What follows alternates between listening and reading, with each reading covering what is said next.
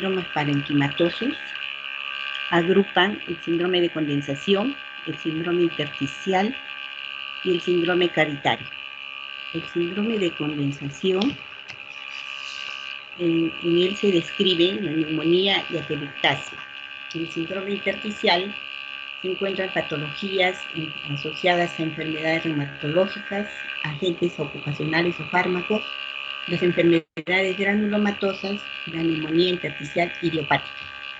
Y en el síndrome cavitario, bueno, como su nombre lo dice, las enfermedades cavitarias, entre ellas tuberculosis, ¿no?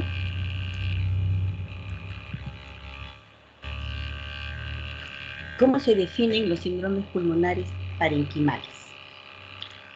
Como un síndrome de condensación, es decir, donde hay transformación del parénquima pulmonar en una estructura densa y compacta, privada de su contenido gaseoso.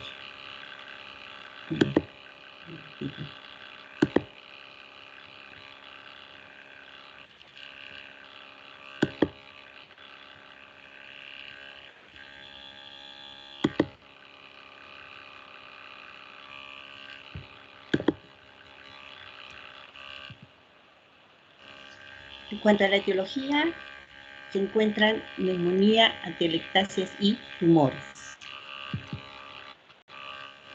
¿Qué es neumonía? Neumonía viene a ser proceso inflamatorio del pulmón de origen infeccioso que se va a caracterizar por una exudación alveolar y condensación del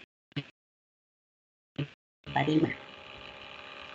La etiología puede ser viral, puede ser bacteriana, Micrococcus pneumoniae, o puede ser micótica. Aquí tenemos un cuadrito de los gérmenes más comunes en la neumonía intrahospitalaria. Tenemos Pseudomonas aeruginosa, un 15 a 20%, Enterobacter 10 a 12%, Staphylococcus aureus en 10 a 20%, Escherichia coli 6 a 7%, Klebsiella, Proteus, Serratia marcensis, Streptococcus pneumoniae. En neumonía se describen factores de riesgo, ¿no? O en todo síndrome de condensación. En este caso estamos hablando de neumonía, ¿no? Entre los factores de riesgo tenemos las enfermedades predisponentes serias, es decir, enfermedades subyacentes que presenta el paciente. La malnutrición también es un factor de riesgo. El tratamiento inmunodepresor, la edad, los pacientes mayores de 60 años tienen mayor exposición o mayor riesgo a adquirir neumonía, ¿no?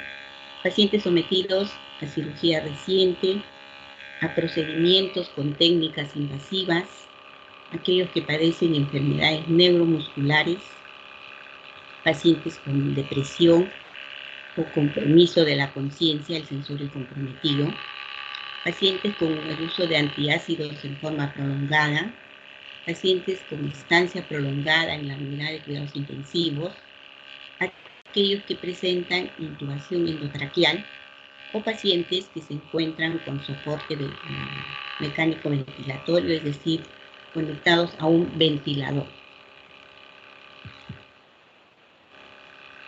En este cuadrito vamos a observar los factores de riesgo frecuentes relacionados con el agente causal o el agente etiológico, ¿no? Un factor de riesgo frecuente que se presenta en los pacientes hospitalizados y en los pacientes ancianos, ya sea hospitalizados o en su domicilio, es la broncoaspiración, ¿no? El agente causal serían las bacterias anaerobias. Pacientes sometidos a cirugía abdominal también presentan un riesgo frecuente, y el germen viene a ser el Enterococcus y los anaerobios. Pacientes que presentan diabetes mellitus, el agente causal Staphylococcus aureus. Pacientes que se encuentran en coma o aquellos drogadictos por vía intravenosa, el agente causal el Staphylococcus aureus. De aquellos que presentan falla renal, También tenemos que el agente causal viene a ser el Staphylococcus aureus. Pacientes que se les administran glucocorticoides en forma prolongada, y también baja las defensas, el agente causal, la legionela. Pacientes con hospitalización prolongada, ya sea en hospitalización general o en la unidad de cuidados intensivos, tenemos el agente causal Pseudomonas aeruginosa, Enterobacter o Acinetobacter. Pacientes con antibiótico terapia previa, también el agente causal Pseudomonas aeruginosa, Enterobacter y Acinetobacter. Aquellos pacientes que tienen un daño estructural pulmonar subyacente, el agente causal va a ser también Pseudomonas aeruginosa. ¿Cuáles son las rutas de ingreso para la infección? Tenemos la microaspiración, la broncoaspiración y la contaminación hematógena. En la microaspiración vemos que las secreciones de la orofaringe previamente colonizada por bacterias patógenas, es decir, en la orofaringe tenemos una colonización de bacterias patógenas y de ahí puede ser el punto de partida para la microaspiración bacteriana. En la broncoaspiración masiva, generalmente que se observa en los pacientes ancianos, presenta el reflejo nauseoso alterado cuando hay un compromiso de su estado de conciencia o el sensorio está comprometido, puede ser por una carbonarcosis, o aquellos pacientes durante una intubación endotraqueal, en aquellos que se utilizan sondas nasogástricas y pacientes portadores de enfermedades esofágicas. Ellos tienen el factor de riesgo de una broncoaspiración. Luego la contaminación hematógena, ya ustedes saben que es la diseminación hematógena de sitios distantes. Y es importante tenerlo en cuenta durante el periodo postoperatorio y en pacientes que presentan catéteres y sondas vesicales.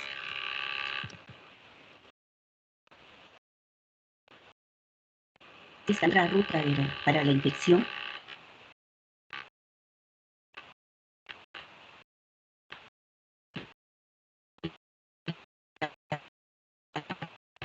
Translocación por encima de 4. Entonces, esto puede ocurrir en pacientes ancianos, aquellos que presentan acloridia, pilio, enfermedades subyacentes del tracto digestivo superior, aquellos pacientes sometidos a nutrición enteral, y aquellos que reciben antiácidos en forma prolongada o antagonistas H2. ¿Cuál es la semiología o la sintomatología primero? En neumonía, que viene a ser un síndrome de condensación pulmonar. Tenemos al interrogatorio, el paciente refiere dolor torácico en punta de costado, tos que puede o no tener expectoración, una disnea, cuya severidad va a depender del grado o compromiso del parénquima pulmonar. La disnea puede ser leve, moderada o severa, de acuerdo a la afectación del parénquima, y puede o no presentar hemoptisis. Semiológicamente, en neumonía tenemos inspección, palpación, percusión y auscultación. A la inspección vamos a observar un paciente con fase neumónica, disnéico y con herpes labial, que se observa con frecuencia.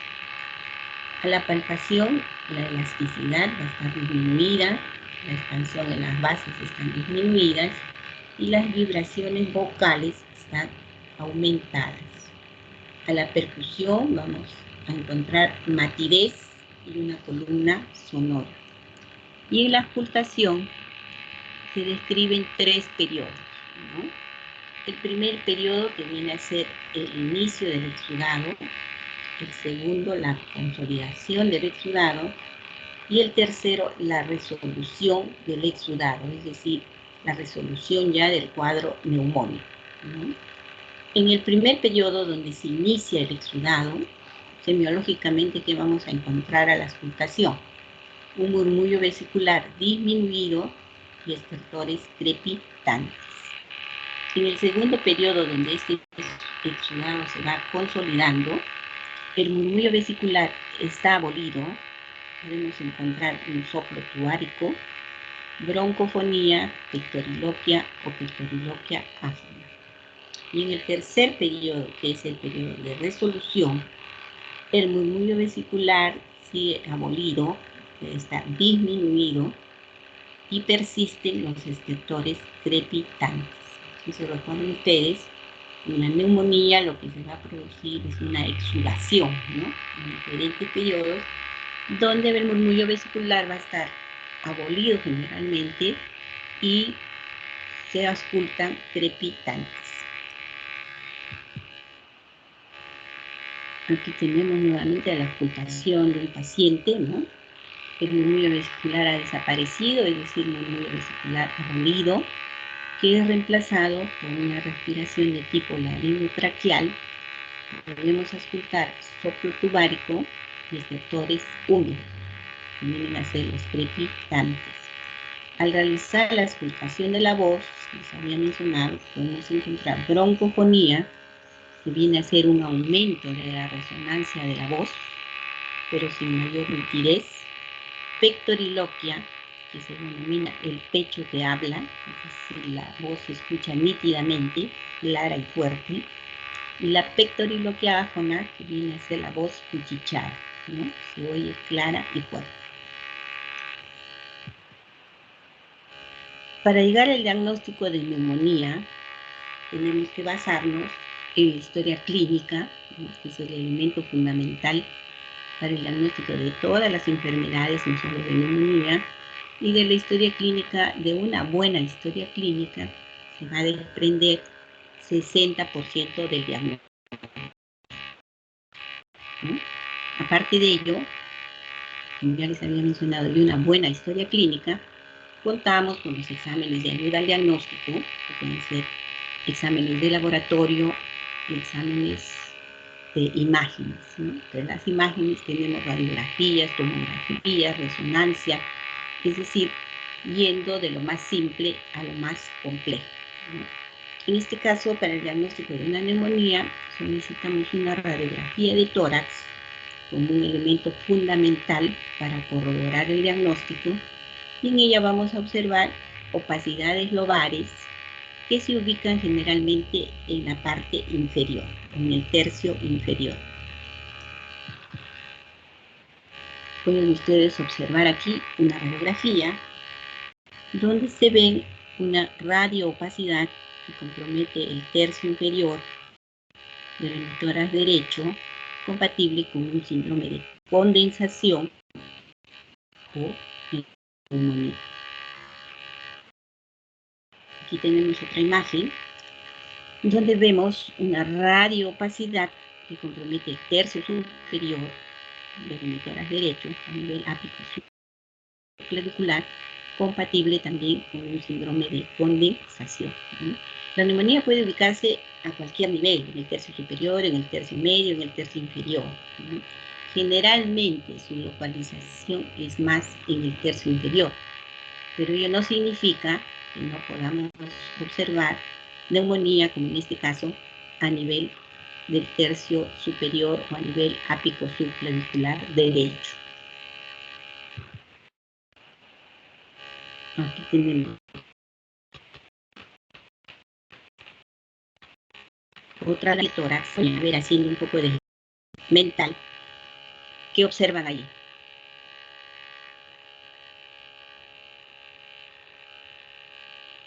A ver quién se anima a describirme la radiografía.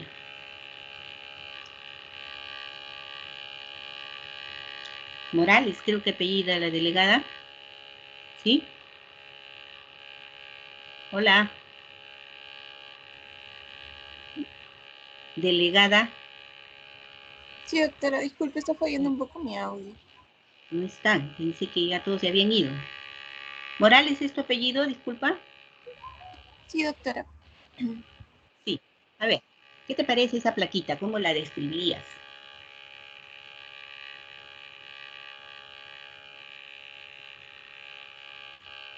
¿Y están llevando también a la vez radiología o no?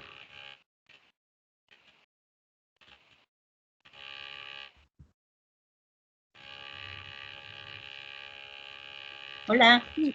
A ver, ¿quién otro por ahí leí un nombre? Omar. A ver, Omar. ¿Cómo describirías la plaquita? A ver, acá tengo sus nombres. Omar, no aparece más. Mayumi. ¿Cómo me describes la plaquita? Mayumi. ¿Dónde están? Doctora, buenos días, ¿me escucha? Sí, Oye, doctora, soy Mayumi. perfectamente. Veo, doctora, en el pulmón izquierdo más que en el pulmón derecho una imagen radiopaca. ¿A qué nivel? En la parte inferior del pulmón izquierdo. Izquierdo, ¿no es cierto? Entonces, ¿cómo la describirías? Una radioopacidad que compromete el tercio inferior del emitórax. Ven ustedes que los senos diafragmáticos están presentes, ¿no? Cuando se observa una radiografía de tórax, lo que debemos ver es continente y contenido. ¿Qué significa el continente? Como el armazón, ¿no? Lo que va a contener al parénquima pulmonar. ¿Qué constituye este armazón principal? La jaula torácica. Todos sabemos que la jaula torácica está conformada por el esternón, ¿no?, las clavículas y las costillas, ¿no? Entonces vemos la parte ósea, clavículas, costillas, columna, la jaula torácica, que va a contener al parénquima pulmonar o a los pulmones. Entonces, continente y contenido. El contenido, que es el parénquima pulmonar, lo tenemos que observar siempre de vértice a base, ¿no? Siempre, sistemáticamente, lado por lado. Lo vemos comparativamente, ¿ya? En este caso, lo que vamos a observar es un refuerzo de la trama iliar, una trama broncovascular. La silueta cardíaca, ustedes la ven acá, casi se pierde con la radioopacidad que está comprometiendo el tercio inferior del hemitórax izquierdo. También tienen que ustedes visualizar la configuración de los semidiafragmas, ¿no?, en ambos campos pulmonares, y los senos costofrénicos y cardiodiafragmáticos, ¿no? Todo ello es lo que va a contribuir a dar un informe de la radiografía de tórax. Entonces, visualizan aquí una radiografía de un paciente portador de neumonía basal izquierda. Aquí pueden observar otra radiografía donde la radioopacidad se presenta en el hemitórax derecho, en la base del hemitórax derecho. Fíjense que los senos costofrénicos están visibles, es decir, no hay compromiso. En algunos casos se borra el seno costofrénico, es decir, que puede estar instalándose incipientemente un derrame pleural, un pequeño derrame, es decir, la neumonía se está complicando. A ver, ¿me dan un segundo, por favor?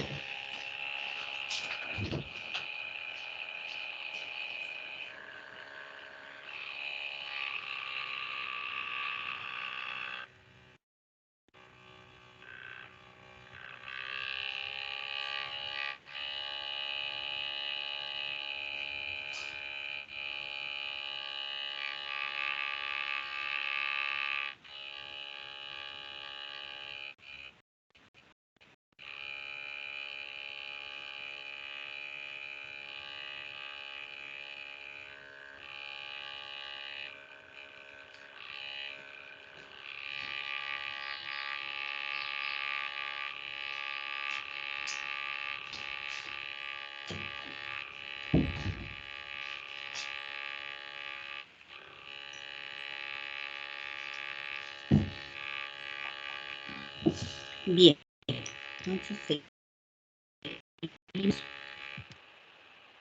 les había mencionado que los exámenes de ayuda al diagnóstico están, número 1, las radiografías, luego números que también servirán para el diagnóstico de neumonía o de otra patología pulmonar, ¿no? Vemos acá una condensación en el segmento posterior del lóbulo inferior, ¿no? En esta otra imagen, una condensación en el lóbulo inferior del hemitórax izquierdo. Ustedes saben la segmentación bronquial, ¿no? En el árbol bronquial derecho, en el árbol bronquial izquierdo, deben haberlo revisado en la primera clase, ¿no? La segmentación bronquial por lóbulos. Por ejemplo, yo les pregunto, ¿cuántos segmentos bronquiales tiene el lóbulo superior derecho? Anatomía. A ver, por ahí veí Tilsa o Tica, una alumna.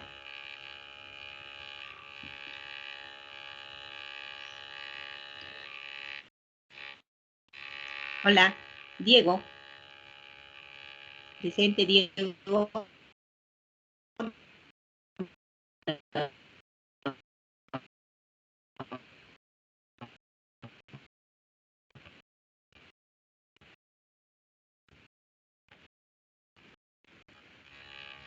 Leonardo, tampoco. ¿No está? A ver, Doctora.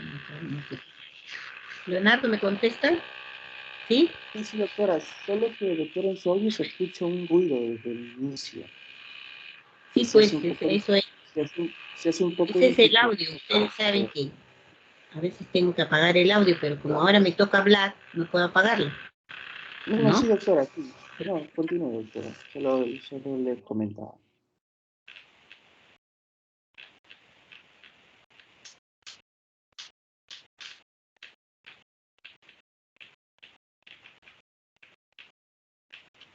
No, pero estoy haciendo una pregunta. Entonces, anatómicamente, deben haber hecho una revisión de los segmentos bronquiales, tanto en el hemitórax derecho como en el hemitórax izquierdo. Entonces, la pregunta iba, segmentación bronquial del lóbulo superior derecho, nada más. Tiene 3 segmentos, el anterior, el posterior y el apical, ¿no? La mnemotecnia es APA. El lóbulo medio tiene el ingular, el medial y el interno.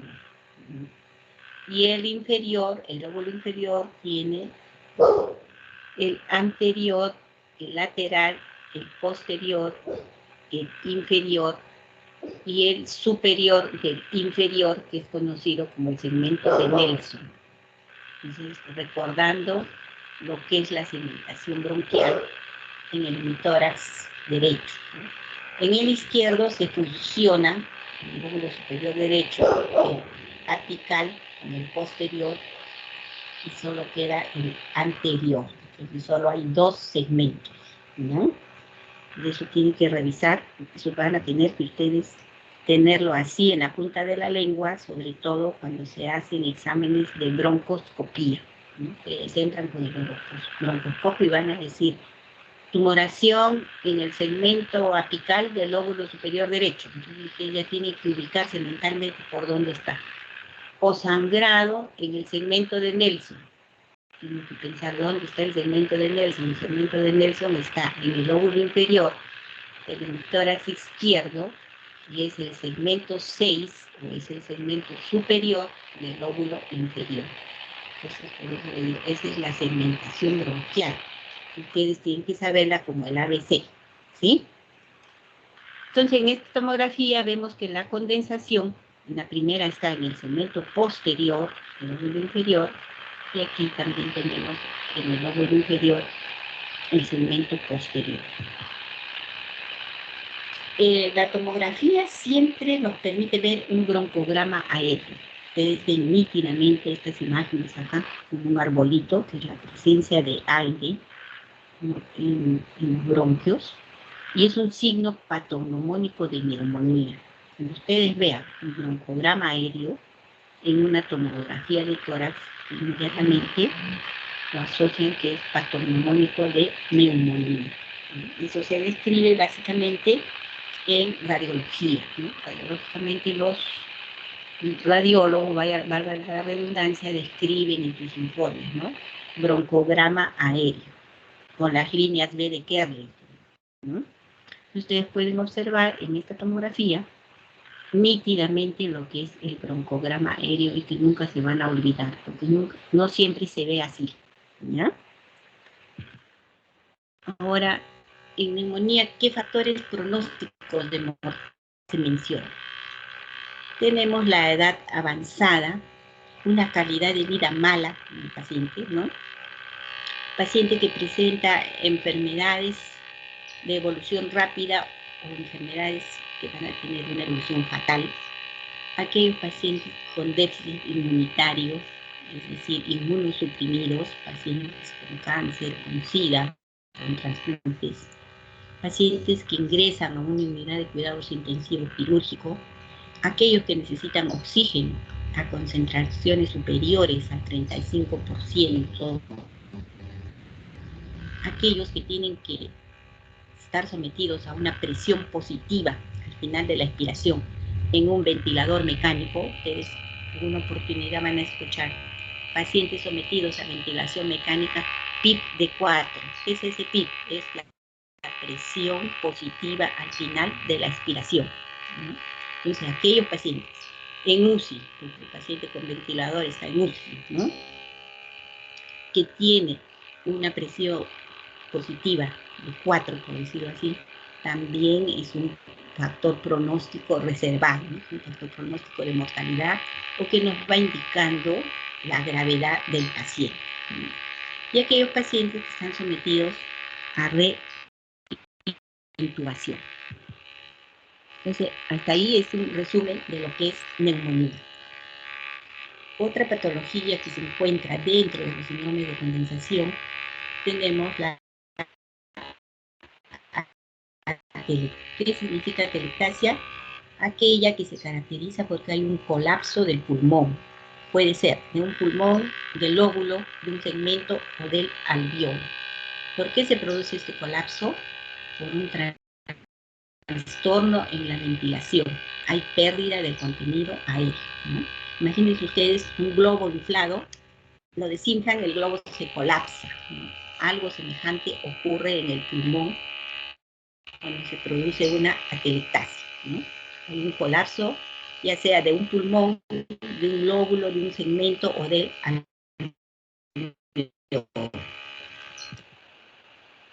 En estas imágenes podemos observar, miren, los alveolos normales, ¿no? Y los alveolos colapsados, es decir, el contenido gaseoso o aéreo se ha perdido. En la atelectasia, ¿qué es lo que va a ocurrir? Una reducción volumétrica por reabsorción del aire alveolar, como una obstrucción o pérdida de surfactante en la circulación conservada, ¿no? Implica colapso pulmonar donde el aire alveolar ha sido desplazado o reabsorbido. Ustedes pueden observar acá un alveolo normal, un alveolo obstruido, que hay una imagen, una radiopacidad, un tumor, un alveolo donde hay una compresión extrínseca. Entonces, todo ello puede producir una atelectasia o un colapso del pulmón. ¿Cuál es la etiología en la atelectasia? Puede ser obstructiva o constrictiva. En las obstructivas tenemos secreciones, cuerpos o tumores. Y en la etiología constrictiva se mencionan los derrames y neumotórax. ¿Qué sintomatología vamos a observar en la atelectasia? Dolor, también puntada de costado, discia. Semiológicamente, ¿qué es lo que vamos a encontrar en un cuadro de atelectasia? A la inspección, el paciente presenta tiraje, cianosis, retracción del hemitórax, esternón desviado hacia el lado sano. A la palpación, la elasticidad está disminuida, la expansión en las bases están disminuidas y las vibraciones vocales están abolidas. Esta es la diferencia con neumonía.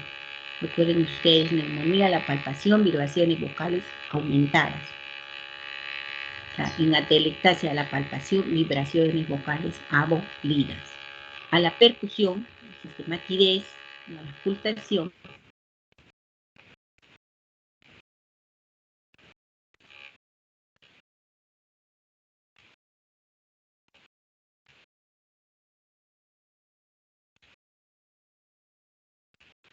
el murmullo vesicular está abolidancia vocal inicial, la movilidad o motilidad torácica disminuida.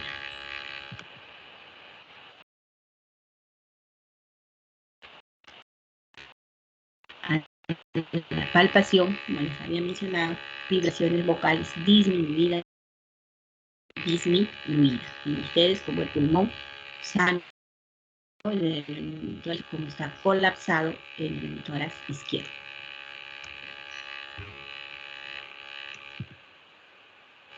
A la percusión vamos a tener matidez, los límites y la forma de la matidez. Puede haber también submatidez en lesiones pequeñas o cuando hay una interposición del tejido pulmonar sano. Podemos observar en esta imagen la atelectasia en el tercio medio del hemitórax derecho. A la auscultación, ausencia de murmullo vesicular y de ruidos agregados. O sea, en la atelectasia no vamos a escuchar estertores, como lo hacíamos en neumonía, que escuchamos los crepitantes, ¿no? Y a la auscultación de la voz tampoco hay broncofonía, pectoriloquia o pectoriloquia áfona.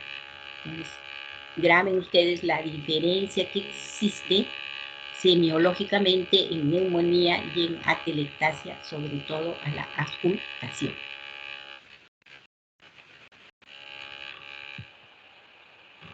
¿Cómo hacemos el diagnóstico de atelectasia? También por cuadro clínico, en una buena historia clínica y en una radiografía, donde se describe clásicamente la titrada. ¿Qué describimos en la radiografía? Desviación del mediastino hacia el lado atelectasial, desviación de la tráquea hacia el lado atelectasial, hemidiafragma elevado y retracción de espacios intercostales. Ello es lo que se observa en una radiografía de tórax de un paciente que presenta atelectasia. Desviación del mediastino y de la tráquea hacia el lado atelectasiado o hacia el lado enfermo,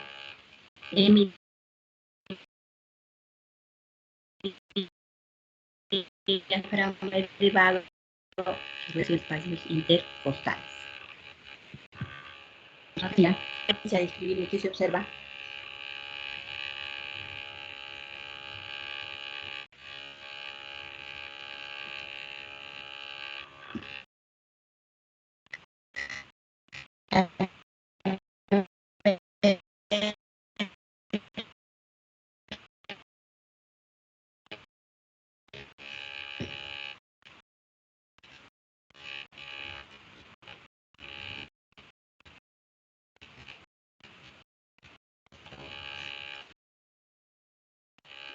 No se ha podido conectar.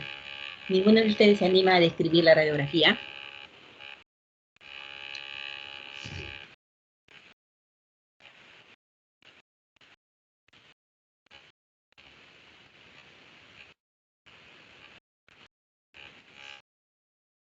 Del mediastino y de la tráquea hacia el lado atelectasial. ¿Dónde está la atelectasia? En el hemitórax derecho, ¿no? El pulmón está colapsado en el hemitórax derecho. Retracción, empujado hacia el lado enfermo o hacia el lado atelectasiado, en diafragma elevado, que casi no podemos observar, y retracción de los espacios intercostales. Aquí vamos a observar una disminución de los espacios intercostales. ¿No? Tiene que animarse a describir las placas. ¿Por qué no hablan? Aquí tenemos otra imagen de atelectasia en el lóbulo superior derecho, que va a ser el lóbulo atelectasial, ¿no? O atelectásico, con desplazamiento, dice, de la cisura interlobar, acá, elevación iliar, ¿no? Está jalando el ilio, lo está sintiendo, elevación del diafragma, ipsilarimolado, retracción de la tráquea, notoria muy nítida como en la anterior, pero hay una retracción de la tráquea y una retracción del mediastino hacia el lado atelectasiado o atelectásico, ¿no? Otra imagen de atelectasia. Y donde está la lesión del hemidiafragma, característico del tetrada radiológica, desviación de la tráquea y retracción de los espacios intercostales, ¿no? En este diafragma hay algo característico. ¿Qué observan ustedes comparativamente con el diafragma del lado izquierdo?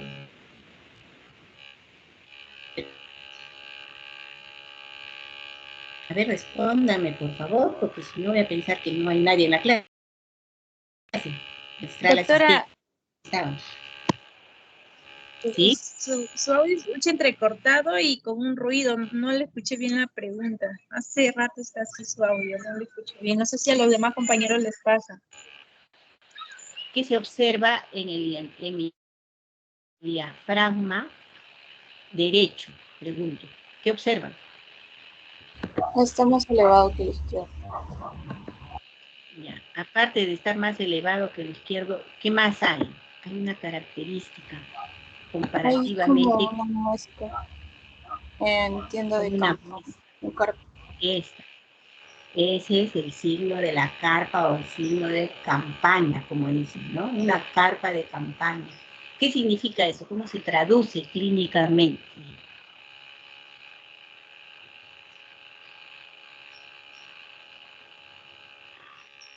¿Qué traducción clínica tiene visualizar este signo de la carpa en mi diafragma? La flechita lo señala mismo, ¿no? Que generalmente se observa en pacientes crónicos, ¿no? ¿Qué significa entonces la imagen en carpa? Cronicidad de la enfermedad, ¿no? Tenemos otra imagen radiológica donde también se observa la atelectasia, retracción de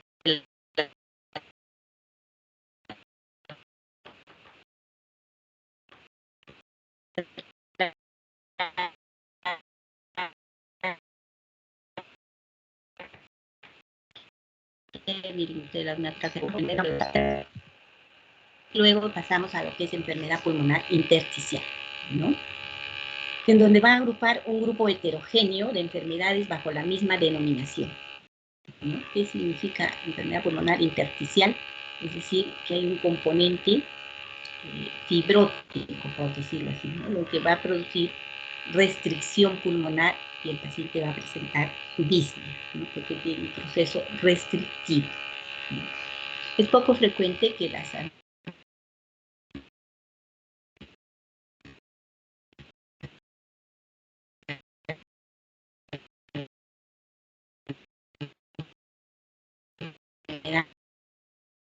el famoso EPID, ¿no? Enfermedad pulmonar intersticial difusa. La sintomatología que se va a presentar en el EPID es disnea de esfuerzo, tos, hemopsis, puede presentar. En cuanto a la semiología, vamos a observar a la inspección, hay disminución de la amplexación, a la palpación, disminución de la expansión pulmonar o de la elasticidad pulmonar, lo que se denomina la compliance pulmonar. A la percusión, hay disminución del área de percusión pulmonar. Y a la aspiración, escuchamos algo característico en el PIB, los famosos crepitantes velcro. ¿Qué es un velcro? ¿Qué se denomina un velcro? Toda esta patología está asociada a una disminución y restricción del volumen pulmonar, como les había mencionado inicialmente. ¿Qué es el velcro?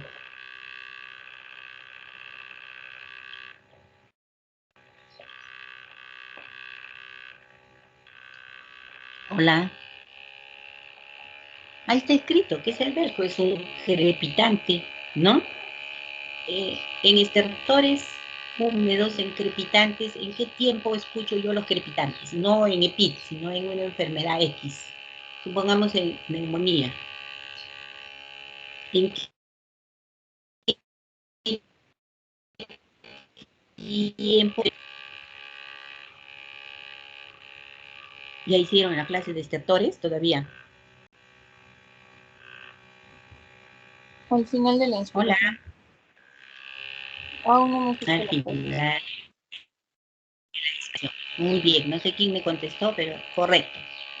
¿Y cómo escucho yo el velcro? O sea, el velcro es un crépito, que lo voy a escuchar en los dos tiempos, en la inspiración y en la expiración. Esa es la diferencia con el otro crepitante, por decir que se oculta en neumonía, ¿no? Cuando ustedes en un EPIT, en una fibrosis pulmonar, escuchan crepitantes en los dos tiempos, entonces registran en su historia crepitantes velcro, que quiere decir que se escucha en los dos tiempos, en la inspiración y en la expiración. En el examen físico podemos encontrar hipocratismo digital, signos pleurales en los casos que haya enfermedad reumatológica o asbestosis, ¿no? Y signos asociados a conectivopatías, con casos de sinovitis, vasculitis cutánea o compromiso renal. Ahí terminamos con la descripción de lo que es enfermedades pulmonares intersticiales difusas y pasamos a describir el síndrome cavitario. Fíjense ustedes en la anatomía patológica cómo se observan las cavernas que radiológicamente vienen a ser estas imágenes que aquí están comprometiendo el tercio superior del emitórax derecho y también a este nivel que no se nota nítidamente también existe cavidad. ¿Qué va a ocurrir en los síndromes cavitarios? Hay una destrucción del parénquima pulmonar. La etiología puede ser infecciosa, puede ser por neoplasias o puede ser por un infarto pulmonar. En cuanto a la etiología infecciosa, tenemos lo más frecuente, tuberculosis, luego quiste hidatídico o por un absceso de pulmón. Y todas estas patologías destruyen el parénquima pulmonar y pueden originar una cavidad, dando lugar a un síndrome cavitario.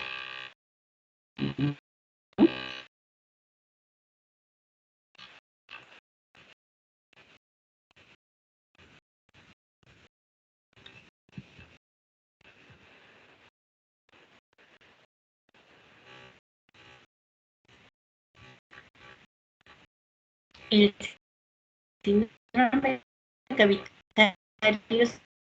se refiere a la tos con expectoración, fiebre, síndrome febril, astenia y pérdida de peso. Ustedes pueden observar la sintomatología en todo lo que son enfermedades respiratorias es parecida, ¿no? Entonces, yo diría, ¿cómo diferencia una de otra?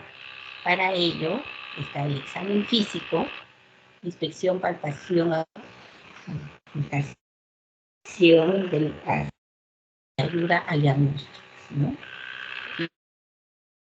Hemograma, velocidad de sedimentación, PCR, en fin, y imagenología, radiografía de tórax, tomografía. Entonces, con todo ello ya podemos definir el diagnóstico, porque como les vuelvo a mencionar, la sintomatología es parecida. Dolor torácico hay en neumonía, dolor torácico hay en peritacea, dolor torácico hay en EPIT, dolor torácico lo podemos ver en síndromes cavitarios. Ya habíamos descrito también en la práctica, el dolor torácico es múltiple, multifactorial, tiene diversas causas, ¿no? Y su manejo también es diferente de acuerdo a la patología subyacente. ¿Qué tenemos en el examen físico? En el síndrome cavitario, a la inspección, un tórax adelgazado, la motilidad torácica disminuida, a la palpación hay aumento de vibraciones vocales, a la percusión hay timpanismo, aumento de la sonoridad torácica, a la auscultación el murmullo vesicular está disminuido, ausculto estertores crepitantes y pecto biloquio. Entonces, semiológicamente es lo que vamos a observar o escuchar en el examen físico de un paciente portador de una cavidad. Exámenes complementarios vamos a solicitar, les había dicho, exámenes de laboratorio, sangre, radiografía de tórax, tomografía y un cultivo bacteriológico. Estamos sospechando que la etiología infecciosa. En primer lugar, tuberculosis, tenemos que pedir lógicamente un BK en esputo, un BK directo y un cultivo bacteriológico, puede ser de gérmenes comunes y específicamente cultivo de BK. ¿Qué cultivo de BK se solicita? A ver, microbiología, ya hemos pasado microbiología. ¿Qué cultivo solicitamos? ¿Cuál es el cultivo más frecuente que solicitamos para TBC? Cultivo de esputo. De esputo, doctora. Claro, pero ¿por qué método? Claro, el cultivo de esputo, lógicamente, ¿no? O puede ser también de otra secreción. En este caso, como estamos hablando de tuberculosis pulmonar, de esputo. Y si fuera una tuberculosis a la rodilla, cultivo de líquido sinovial, ¿no? Pero ¿cómo se llama este cultivo? Es bien conocido. Es el que se realiza, bueno, hasta ahora, y se realiza desde sus inicios, ¿no? No había la tecnología, ahora ha evolucionado tanto que hay otros medios de cultivo más rápidos, pero este que fue origen, es el origen, como les digo, en microbiología lo deben haber ¿Ácido estudiado. alcohol resistente? No, el BA es bacilo ácido alcohol resistente, el bacilo, ¿no? El cultivo es en medio de Lowenstein-Jensen. ¿Lo han estudiado así o no?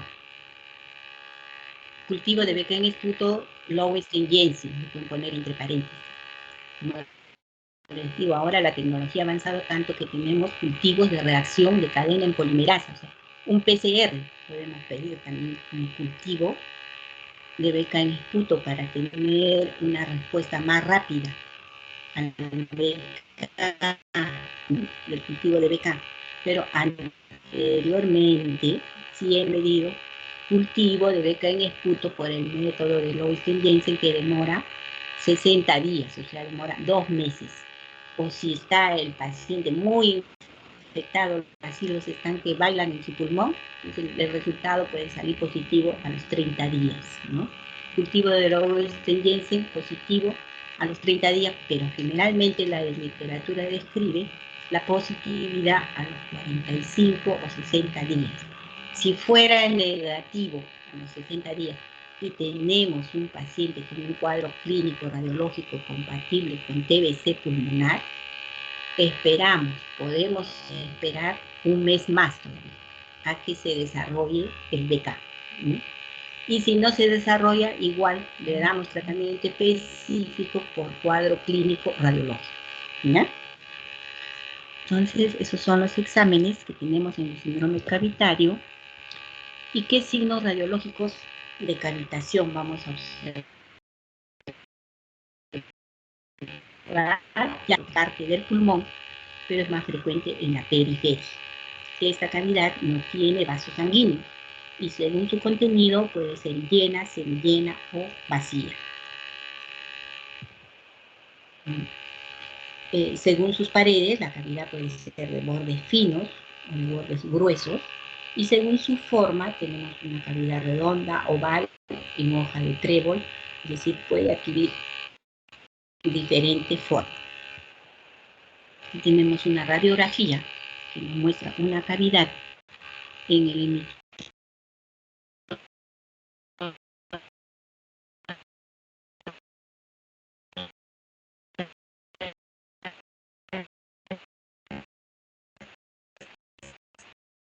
izquierdo y nítida, hablando de un hidroneumotórax. ¿Dónde vemos este nivel? O sea, una cavidad con contenido gaseoso y líquido en los abscesos pulmonares, en el lóbulo superior izquierdo.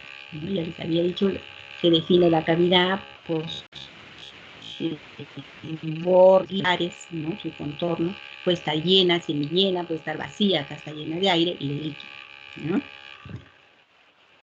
Aquí tenemos otras imágenes cavitarias que están comprometiendo ambos campos pulmonares, ¿no? El lóbulo superior derecho, ustedes las imágenes cavitarias, y en el lóbulo superior izquierdo, que no se nota nítidamente, pero que también hay cavitarias. Aquí tenemos otra imagen. ¿Qué emitórax es este? El izquierdo. ¿Perdón? El izquierdo. ¿Qué lado es? El lado izquierdo, específicamente el lóbulo superior izquierdo. Tenemos una imagen cavitaria en el lóbulo superior izquierdo, fíjense ustedes, de bordes bien definidos, ¿no? Aquí. Y contenido. ¿Tiene contenido o no tiene? Sí tiene, doctora. Sí. ¿Qué ven ustedes? Parece Ven que varias algo- densidades, ¿no? Una radioopacidad aquí al centro y acá es otra radioopacidad, ¿no? Diferente, porque aquí parece que es aire, tenuemente, aquí parece que es condensación. Incluso acá, miren, se dibuja mejor, otra radioopacidad más intensa, ¿no? Entonces, esta es una imagen cavitaria en el lóbulo superior izquierdo. Acá tenemos una tomografía de tórax.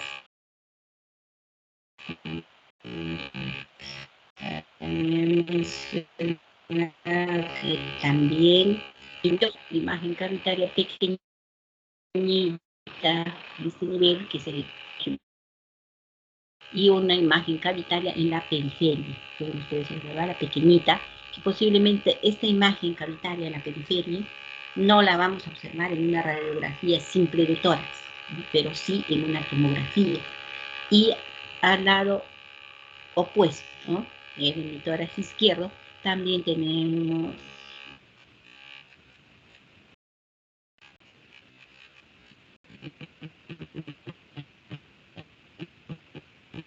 más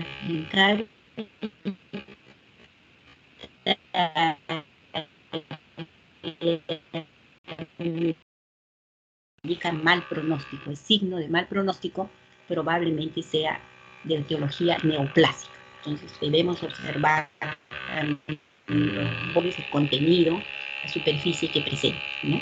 Entonces aquí podemos visualizar imagen cavitaria bilateral.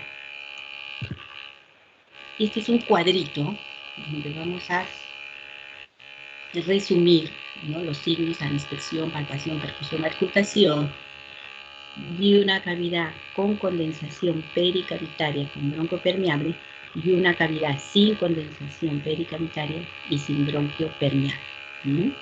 ¿Qué observamos en la primera?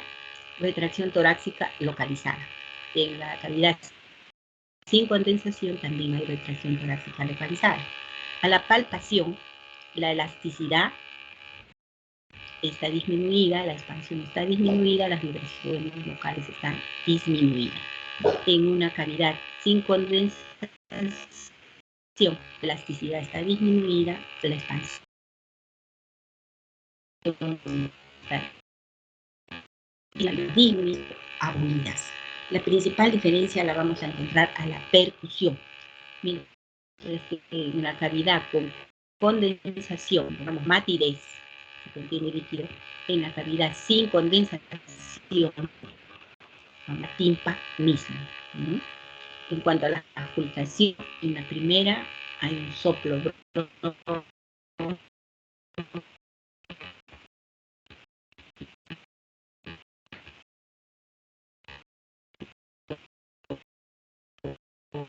A ver, no.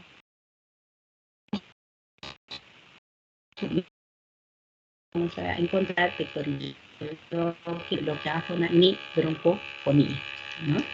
Y para el diagnóstico en el síndrome cavitario debemos tener en cuenta el tamaño de la cavidad, la forma de la cavidad, contorno, número de cavidades, porque ustedes pueden haber observado en la tomografía imágenes bilaterales en el tórax derecho, y también si tiene comunicación o si hay bronquios de drenaje de estas cavidades, ¿no? Creo que la clase. Muchas gracias por su atención. Si tienen alguna pregunta, mientras, a ver, voy a registrar la asistencia, ya me imagino que están todos, ¿no? No encuentro la asistencia. ¿Dónde voy a marcar la asistencia? ¿Dónde se registra? En Teams, doctor. Hola. ¿Perdón? En la aplicación de Teams, en donde está la reunión. Lógicamente, estoy en Teams, si no, ¿dónde les voy a haber dado la clase? Por telepatía. Estoy en el Teams, acá dice chat de la reunión. No puedo marcar nada y me sale María Andrea Morales Rojas ha programado una reunión. ¿Qué significa esto? Lo que sucede es que como yo programé la reunión, yo soy la que puede descargarlas. Y dime, ¿por qué programaste la reunión?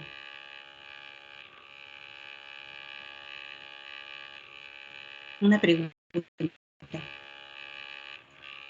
Doctora, disculpe, no logro escucharlo. ¿Cómo?